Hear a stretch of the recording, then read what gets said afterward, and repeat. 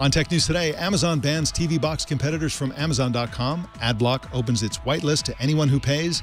And Apple's building another spaceship. It's all coming up next on Tech News Today. This is Twit. Bandwidth for Tech News Today is provided by CacheFly at CACHEFLY.com.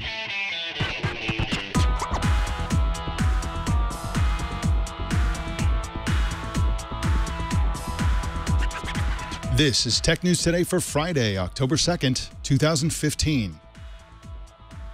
This episode is brought to you by Wealthfront. Wealthfront is a low-cost automated investment service that's the most sophisticated way for you to invest your money.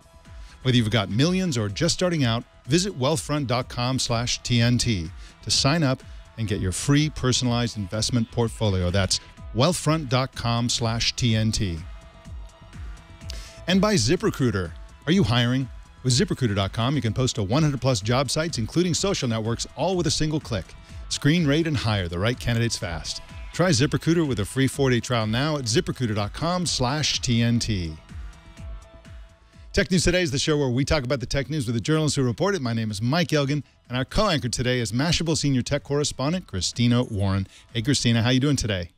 I'm good. I'm good. It is finally fall in New York City, which is fantastic. Yes, far better than winter or summer, for example.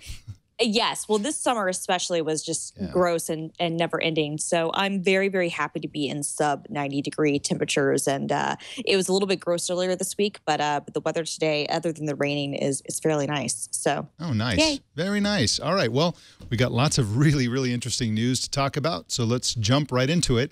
Amazon has removed TV boxes made by their competitors. Specifically, Amazon sent a letter to marketplace sellers saying it would stop selling Google's Chromecast dongles and Apple TV boxes starting on October 29th.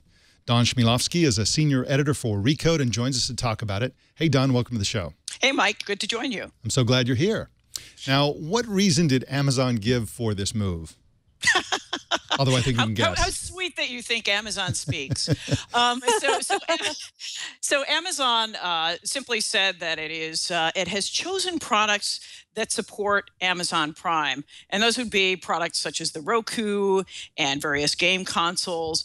It didn't respond to further questions about what prompted this move, but it seems pretty obvious here. Amazon is investing a lot in its Amazon Prime Video service. Remember, just last weekend, they claimed an Emmy actually a couple of Emmys for Transparent, one of its original series. Amazon's really investing in its video service, and so it appears that it no longer it wants to support its own devices, its Amazon Fire Stick, and its own sort of ecosystem. And so with this vision of the world, it doesn't want to be selling products from its competitors, from Apple and from Google.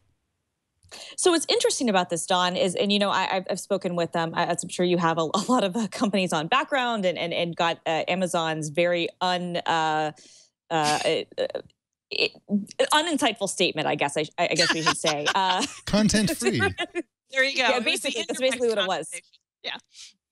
But it's interesting because they claim that they want to support products that support Amazon Instant Video, which is fine, except that for Chromecast support, all they would have to do would be to add support for Chromecast in their own app. Like literally, that's all they would have to do, exactly. which kind of puts their argument, at least on the Google side, at odds with what they're saying. Do you agree?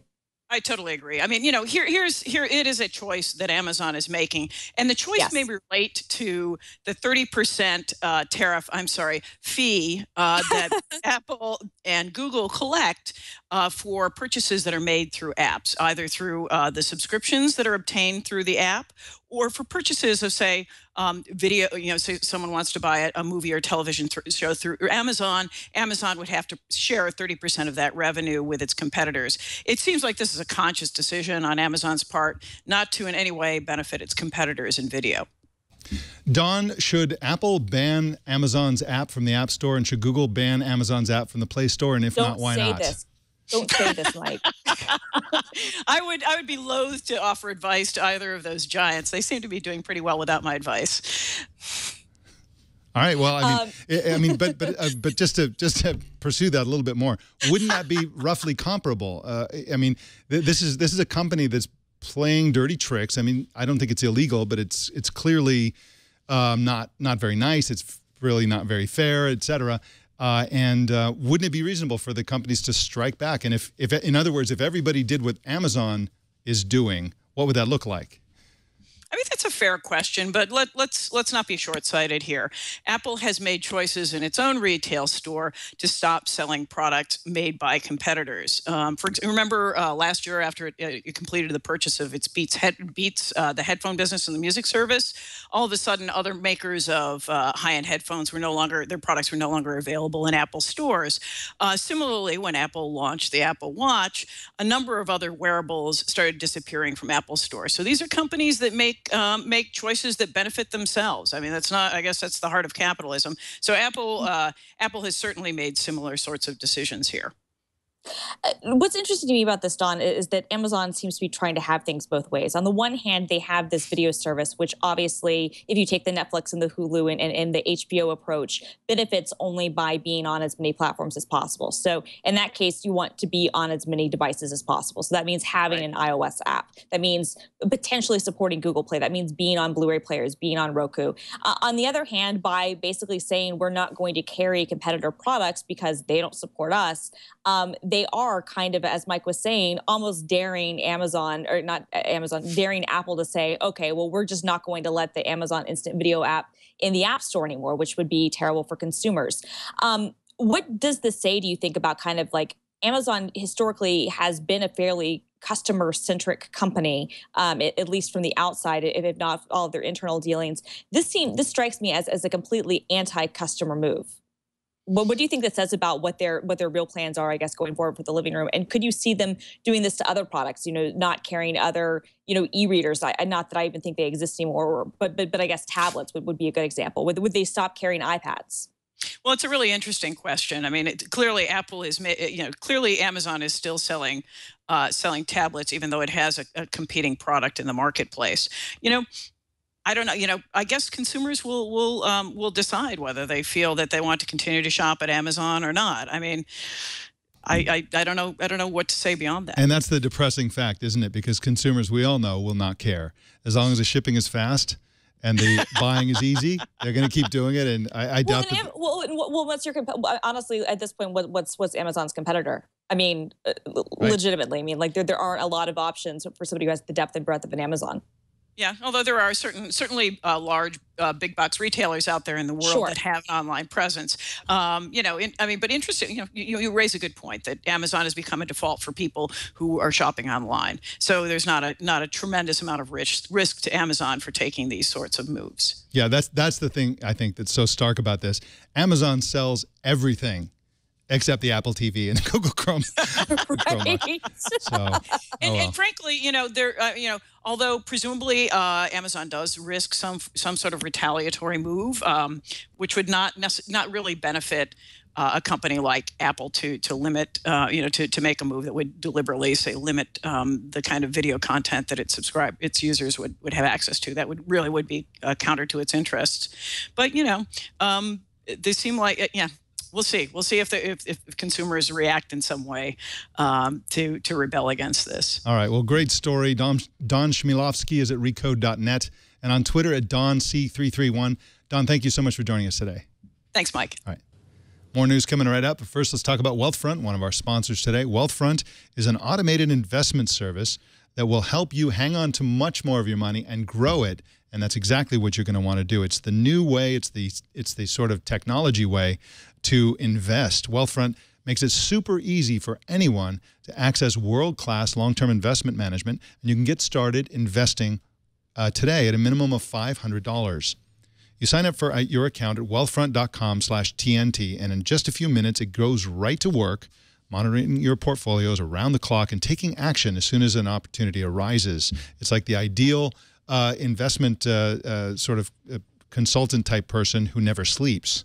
You sign up for an account and it just is amazing. Whether you're investing for retirement, for a different long-term goal, Wealthfront automatically rebalances your portfolio and reinvests your dividends, all commission-free. And I think that's one of the most important parts. They manage over $2.6 billion in client assets, and they've grown to over 20 times in the past 2 years. So join Wealthfront and start investing your money the right way. Visit wealthfront.com/TNT to sign up and get your free personalized investment portfolio. You'll see the customized allocation they recommend for your profile. And just for you, Twit listeners and viewers, if you sign up to invest, Wealthfront will manage your first $15,000 entirely free of charge for life. Claim your offer today at wealthfront.com/TNT. For compliance purposes, I have to tell you that Wealthfront, Inc. is an SEC-registered investment advisor. Brokerage services are offered through Wealthfront Brokerage Corporation, member FINRA, and SIPC. This is not a solicitation to buy or sell securities. Investing in securities involves risks, and there is a possibility of losing money. Past performance is no guarantee of future results. Please visit wealthfront.com to read their full disclosure. Apple is planning to build what is being described as a second spaceship campus, and this one is in the city of Sunnyvale. Nate Donato Weinstein writes for Silicon Valley Business Journal and joins us to talk about it. Welcome to the show, Nate.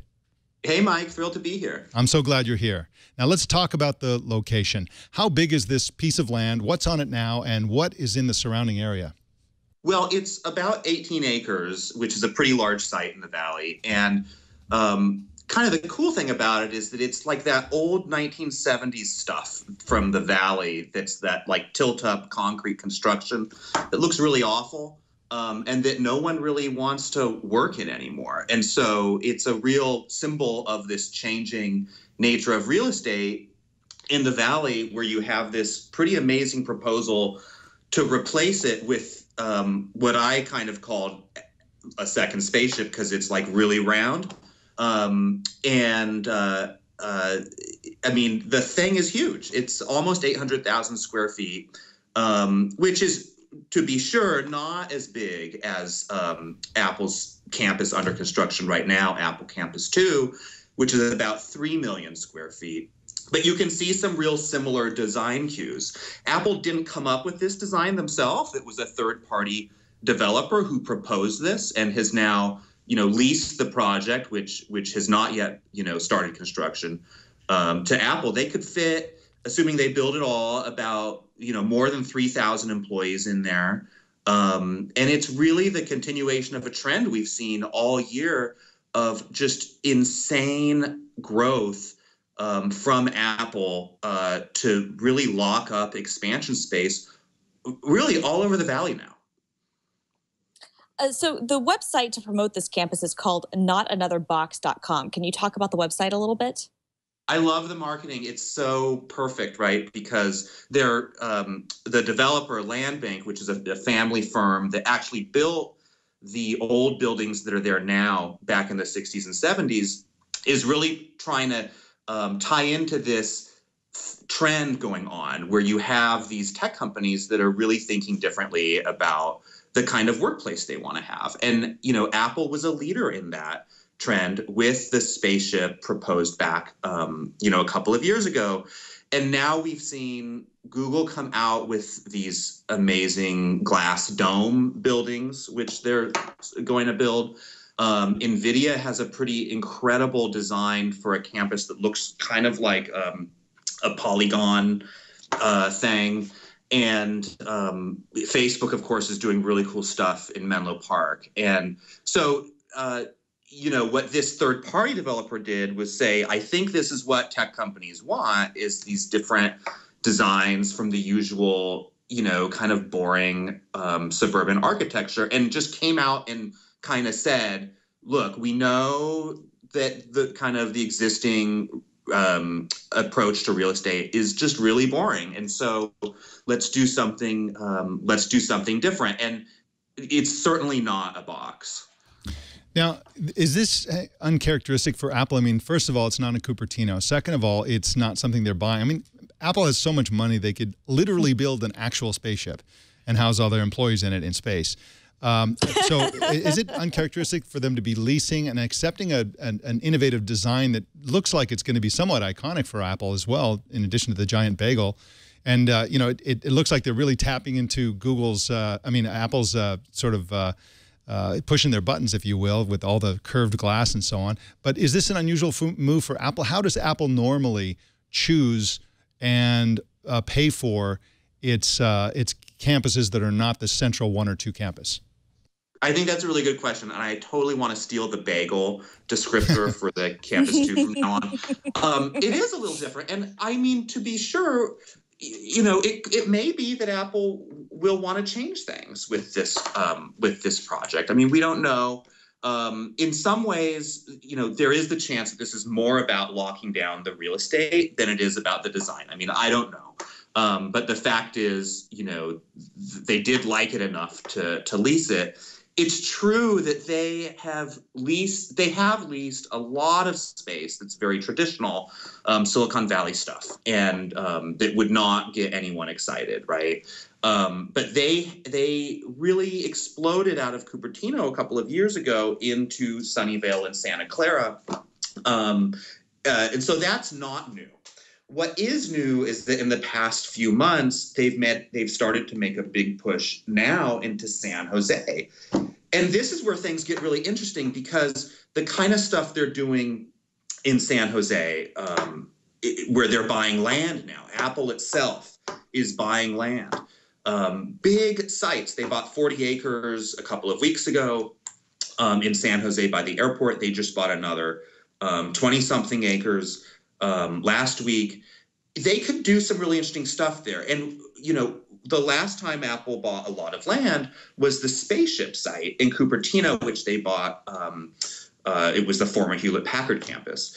And so when Apple starts buying stuff, I think it's like a sign that they might have some really interesting plans there. And there's a ton of rumors out there in the marketplace about what Apple might end up doing at these various sites. And so, you know, the big one that's making the rounds in San Jose is that it could be connected to R&D regarding their car project.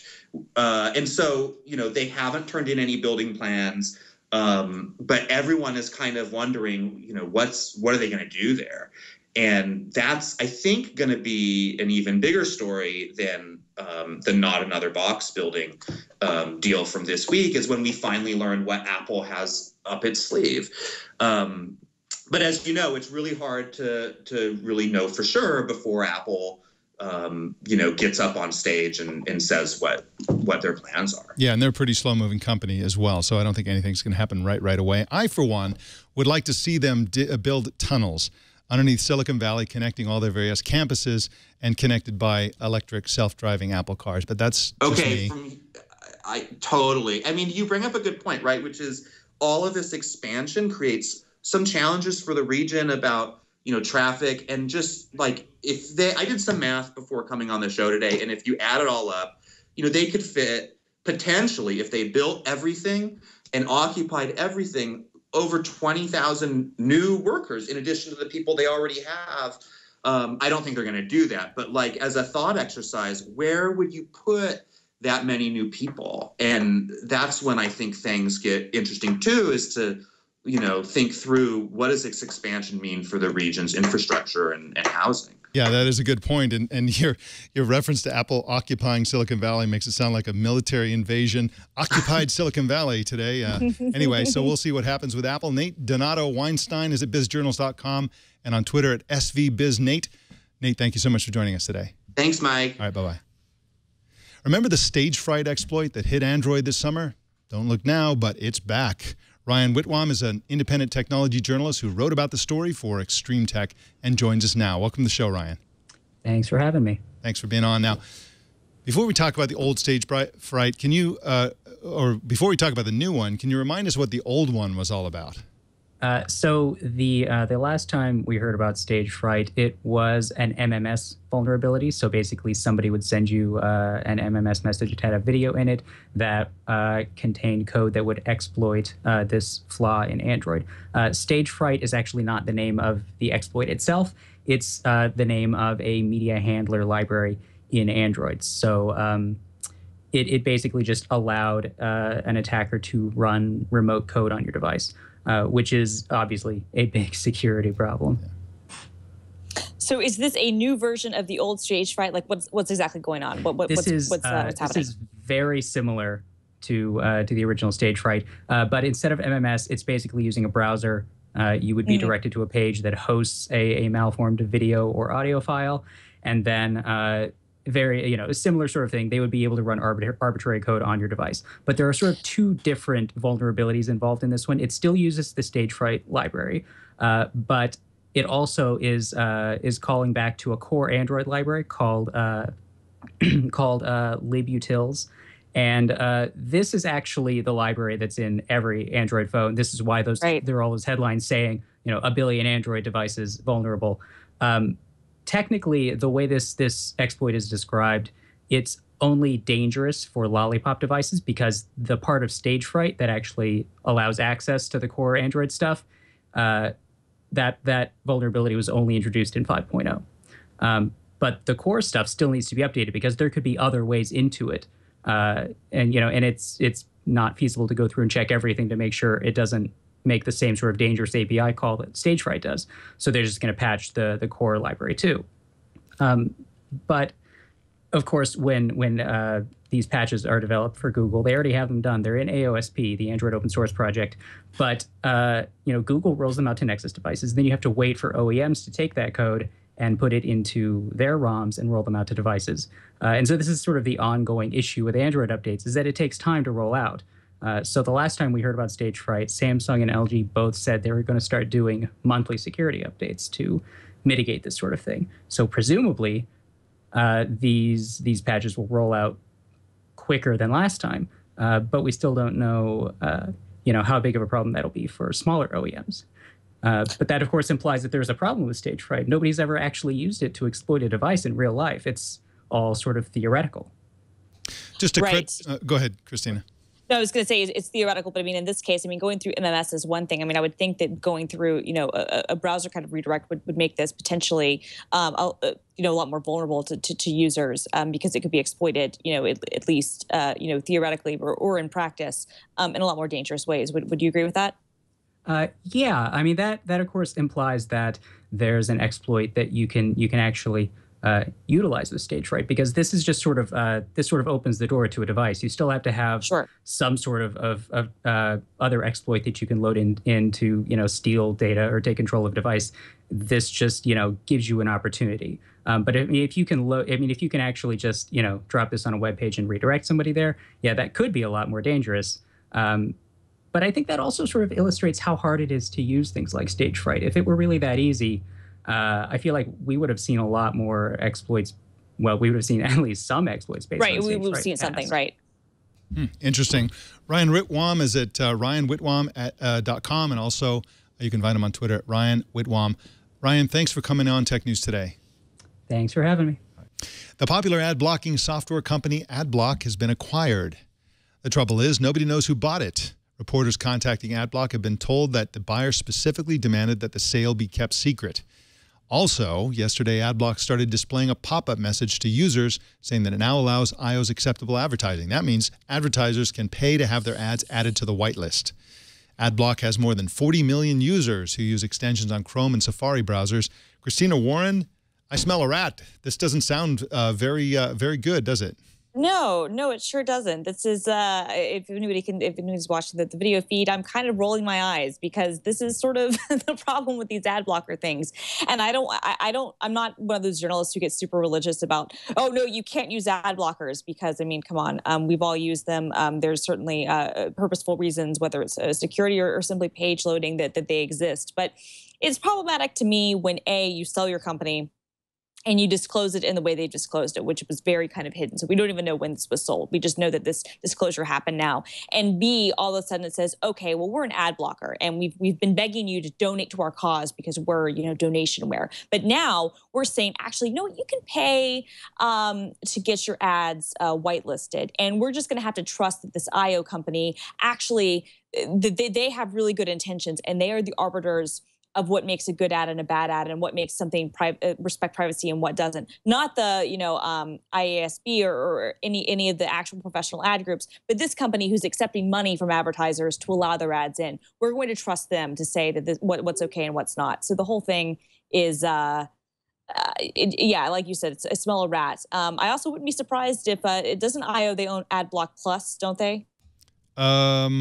I'd have to check on that. I'm sure the chat room and our audience will tell us, but we'll anyway, I think they owe own AdBlock plus the other ad blocker. I wouldn't be surprised if maybe IO was somehow involved in this, because it's kind of coincidental that you have, you're going to be allowing the IO ads in as soon as the sale happens. Kind of interesting. Absolutely true. And of course, this is the opposite direction that I think ad blocking should be going in. It shouldn't be the advertisers who decide whether the advertisers get displayed. It should be the users who decide. Agreed.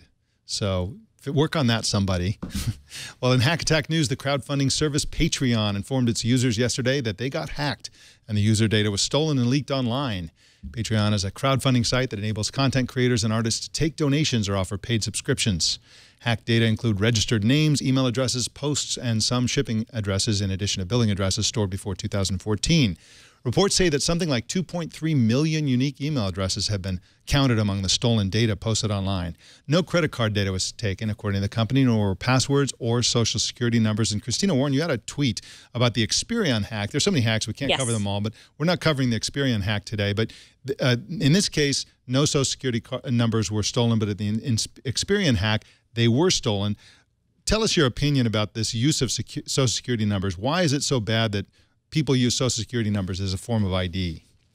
Well, I mean, at this point, what we've seen now at this point in the U.S. just this year alone, we've had several 10 million plus leaks of social security numbers. And so at this point, I'm saying, how many times do these things have to be hacked before we say this is no longer a valid form of identity, because it can be stolen so easily? And I don't think you can have it both ways. You can't have it be super secret and then also be used for your identity, is basically kind of my thesis. I think we need to have another way to kind of identify people and not make it so that stealing this number can mean taking over your credit and opening things in your name and ruining, potentially your financial data or even, some of your personal information, the ability to try to, leave and enter countries. Going forward, it's all really problematic when it's tied to this one number. And so I guess kind of my question is, what my tweet was kind of saying is, how many of these things have to happen before we say enough? This is no longer a valid form of identity. This is a particular problem that's weird in the United States, because essentially what's happening is that movements to have a national ID card have been resisted at the state level and all kinds of different levels. So nobody wants a national ID card. People don't like the sound of it. It sounds kind of vaguely fascist to a lot of Americans. Yes. And so because that doesn't exist, everybody uses Social Security cards, which are much more easily hacked. And I think I recall years ago, the Social Security cards themselves used to say right on them, do not use for ID. And yet even government agencies use it for ID. It's a horrible form of ID. So in our resistance to a good form of ID, we have a default horrible form of ID, and this is what we get.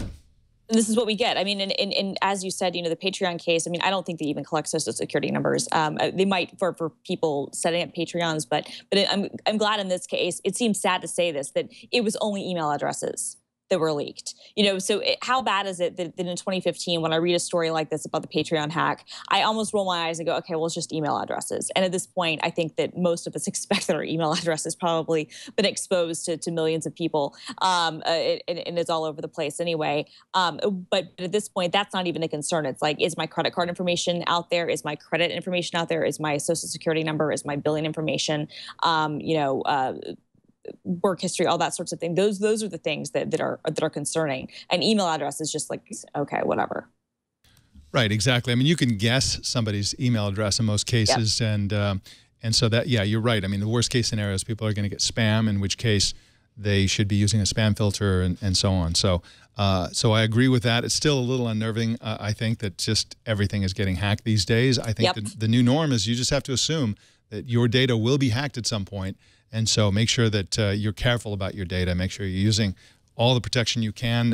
Password sites, use two-step authentication when you can, and then cross your fingers, sacrifice a chicken and hope for the best.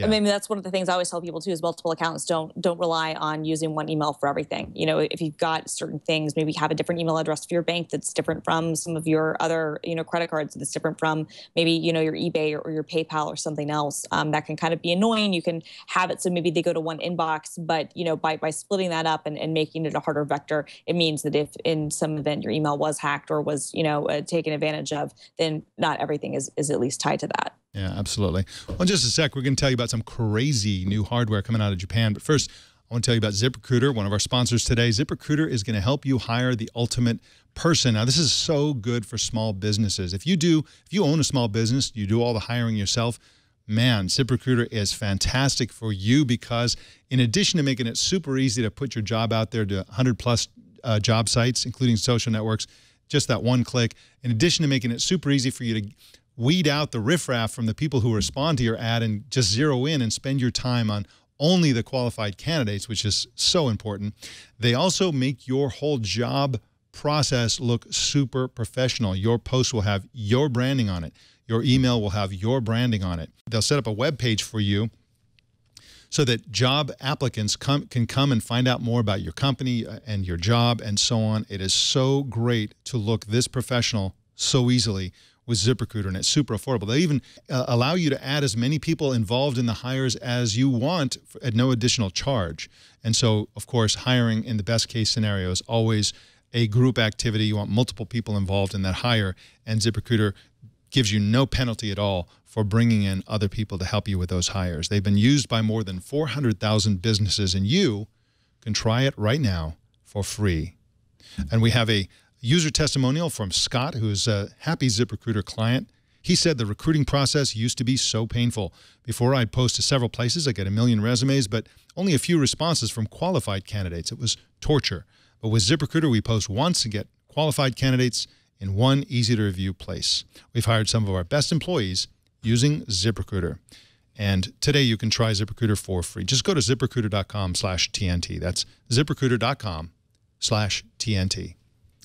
In news you could lose, a new LCD monitor from a company called Japan Display has got to break the record for pixels per inch. The 17.3-inch display is an 8K monitor. That adds up to 510 pixels per inch. Unbelievable. Pricing and availability have not been announced. Christina, can the human eye even detect this kind of density? No, it sure can, but I don't think I care. I want it. Oh, absolutely. I know. And, you know, it makes, like, super high density makes a lot of sense for smartphones, as we've discussed on the show a couple of times before, because you're likely in the very near future to be using your smartphone as the display for VR, sort of Google Cardboard type of VR. And your eyeballs are going to, between you and your eyeballs, which are going to be 2 inches away, there's going to be a magnifying glass that's going to magnify those pixels. And so it's a super high pixel density. Great. But if you're looking at a monitor on your desk, I just don't see how anybody could tell. It does not matter, but it's amazing. I mean, that's really all we need to know is that it's amazing. And you can watch all that 4K content. Oh, wait, there's not any 4K content. You can watch all that 8K content. Oh, wait, there's not any 8K content. But you can play all those games. Oh, wait, there aren't any. But it's still amazing, and I still want one. Yeah, what you can do is you can say, I have an 8K monitor on my desk. Exactly. Yeah. All right, well, we got some feedback from lots of TNT fans today. John Shuey in Minneapolis said that talking about speed cameras and the balance of power, which is, I was mentioning that the use of speed cameras sort of shifts the balance of power toward the police because it makes them super easy to dish out tickets. In fact, it makes it automated. And he said that this is pure BS. The speed limit is set for a reason. If you're speeding, you're breaking the law and a danger to others, whether you get caught or not. If speed cameras help police do their job and keep their roads safe, this is a good thing. And that, again, comes from John Shuey. And I agree with people obeying the law. I'm not a scufflaw, but I do think that there's across the board, you see it in multiple areas, and you end up, if you recall what was the movie Demolition Man with, you know, they lived in a world where every time you use profanity, a ticket would come out of the nearest wall. Right. Well, like it's very Fahrenheit 451, right? Like but in that case, you had speed limits where you had a minimum speed limit. I mean, in this case, I sort of agree. I understand what you're saying. Speed limits are set for a reason, blah, blah, blah, blah, blah. But there's also something called going with the flow of traffic, which these cameras don't allow for. So if you're caught speeding and everyone else is speeding and it's like, yeah, I'm going 10 miles faster because the flow of traffic is going 10 miles faster. And if I go the right speed limit, then I'm actually going to cause an accident. So this is my problem with some of the automated things. A, I think it just becomes a money grab. B, they put them in speed traps where maybe you don't always have control over how fast you're going because you have to keep up with others.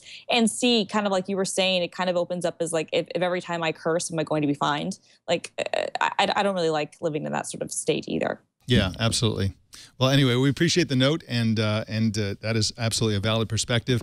Definitely. And I think they're two separate issues. You know, the one is speed cameras, and the other one is the opportunistic use of technology to keep shifting the balance of power in one direction and never in the other. And so I think it's kind of agreed. I mean, it's kind of like, historically, if it's like the end of the month, it's like you better look out for the cops because they have their quotas to fill. And anybody who tells me people are going to get mail now, cops don't have quotas for speed stuff. Yes, they do. I have family members in law enforcement. They absolutely have quotas for how many people they want to catch. And so you're right. It shifts the balance away. And and I think anytime that balance is shifted one way or the other, it's bad. Yeah, and again, I have to say that I've had this sort of obsession ever since I wrote a column a few years ago called "I Want to Live in a Surveillance Society." And what I meant by that is, if we're going to have a surveillance society, let's have a surveillance society. Right. And let's have, if the police are going to videotape and control the camera in that video deposition or interrogation, then I get to record it too. If the police are going to have body cameras, I get to have a body camera. In other words, let's either nobody gets to surveil each other or everybody gets to surveil each other, but we can't be just like that group of people over there get to surveil and those people over there do not. That upsets the balance power. Anyway, that's my obsession. We got another email from Jim Gennady, who said on your September 30th show, Stephen Hall ranted about the inferiority of Android on a tablet, especially for productivity, and I laughed out loud. While I didn't own an iOS tablet, I did use iOS for 5 years on an iPhone 3GS, iPhone 4, and iPhone 5. And the decision to migrate to Android was entirely a result of my purchase of a 2012 Nexus 7. I now own a Nexus 5 and a 2013 Nexus 7, and I'm waiting for my Nexus 5X. For my use case, which is entirely based on productivity, I don't do games at all, I found Android to be far superior to iOS in every way. Just one guy's opinion, love the show, and watch the podcast every single day, Jim. Yeah, I knew that would be a controversial point, and that was one example of many such emails that we got on that one. We got another email from Angus McKinnon in West Vancouver in British Columbia in Canada, who sent us an email about our story, which was about a mobile operator called Digicel, who's demanding that Google, Facebook, Yahoo, and other companies with mobile ad networks pay them if they want Digicel to display the ads on customer phones. In that segment, we said Digicel is a Jamaican company. Angus wrote, in December, my guide dog Vaquero and I will be landing on the island of St. Lucia for my 5th trip there. Digicel operates in St. Lucia. Digicel is an Irish company. I know this because one of my friends in St. Lucia is doing a cellular payphone project for Digicel. My cell provider, Rogers, has a deal with Digicel in St. Lucia. Well, I looked into this, Angus, and you are right. The company is owned by an Irish billionaire named Dennis O'Brien. But it's murkier than that. The company is actually incorporated in Bermuda, and its headquarters are in Jamaica. Digicel operates in 33 markets across the Caribbean, Central America, and I was completely surprised by this, Oceania, which includes Australia, New Zealand, etc. So this was a surprising fact, and I thank you for bringing it to our attention. Very cool. Well, our TNT fan of the day is Alan Williamson in Richmond, Virginia, who posted this picture on Google+. He says Tech News Today is his pre-get-out-of-bed routine every morning, which he watches via the Roku app. He highly recommends the show to his followers and says it's such a professionally produced show. Jason, are you listening? It's such a professionally produced show that he's waiting for CNN or the BBC to syndicate it at some point. Keep up the excellent work, chaps. Don't get any funny ideas, Jason. Stay right here. Anyway, so show us how you watch or listen to TNT. Just record a video or take a picture of yourself or your setup. Post it on Instagram, Google+, Twitter, or Facebook, and use the hashtag HowIWatchTNT so we can find it. Christina Warren, what is going on in the world of Christina Warren? Well, I mean, we've got so much new tech that came out this week, right? I mean, we've got new Chromecast, we've got new phones, we've got all kinds of new stuff. I'm actually going to be seeing the Steve Jobs film at the New York Film Festival tomorrow. Nice. So I will be writing a little something on that. And yeah, I mean, Microsoft's got an event next week. I mean, we're really seriously in the middle of tech busy season right now. Yeah, absolutely. I'm looking forward to that Steve Jobs movie. And of course, that opens on the 9th, I believe. Friday. It does. It opens at the 9th. Yeah, Friday the 9th. But it's a screening at the New York Film Festival tomorrow on Saturday, and so I'm going to one of those shows then. But yeah, and yeah, next week, Microsoft's got their big Surface 4 events. So I'm definitely looking forward to seeing the new film, though, for sure. I'm a big Danny Boyle fan, a big Aaron Sorkin fan, and what I've seen of the screenplay from those leaked Sony emails makes it look like it's going to be a good film. How accurate it is, I mean, that's always up to debate. I don't necessarily care so much about that as I do care about, can they put on a good story, and will actors be able to, say something that's worth saying? Yeah, and if, they talked to somebody, I believe it was Alan Kay. Was that the guy? No, there was. They talked to the. So you know the trailer where Steve Jobs is poking that guy in the chest. He was one of the early designers. I'm Yes. spacing on his name right now. Somebody interviewed him recently. He said it was a great movie, not very factual, but a great movie that in some ways captured the spirit of what was going on. They interviewed him. The actor interviewed him. They really involved him in this movie, and the Woz liked it. So it's being well reviewed. So I think it's going to be a good movie. And this is one of the things that I miss about living in LA and New York. I've done both. I've lived in both cities, and you can see movies early in those Yes. cities, and I miss that. So, and are you looking forward to The Martian? I am. I'm definitely looking forward to The Martian. I mean, look, anytime we can see Matt Damon in space, it's a good thing. You know, I'm definitely looking forward to The Martian. I also am looking forward to The Walk. There are a lot of good movies happening right now. So Yeah, absolutely. Well, all right. Well, Christina Warren, film_girl on Twitter. Thank you so much Yes. for co-anchoring today, and we'll see you next time. see you next time, Mike. Bye-bye. Let us know what's on your mind. Send email to tnt@twit.tv or call 260-TNT-SHOW. That's 260-868-7469. You can subscribe to Tech News Today on iTunes, or you can choose another way to subscribe at twit.tv/TNT. You can, of course, watch us live every weekday at 10 a.m. Pacific, 1700 UTC at twit.tv/live. You can follow us on Twitter at Tech News Today TV, and you can follow me personally on Twitter at Mike Elgan. Don't miss our other news show, Tech News Tonight at 4 p.m. Pacific every single weeknight, and that is the Tech News Today. This show is produced by Jason Cleanthus and edited by Kevin King. My name is Mike Elgan. Thanks for tuning in. We'll see you Monday.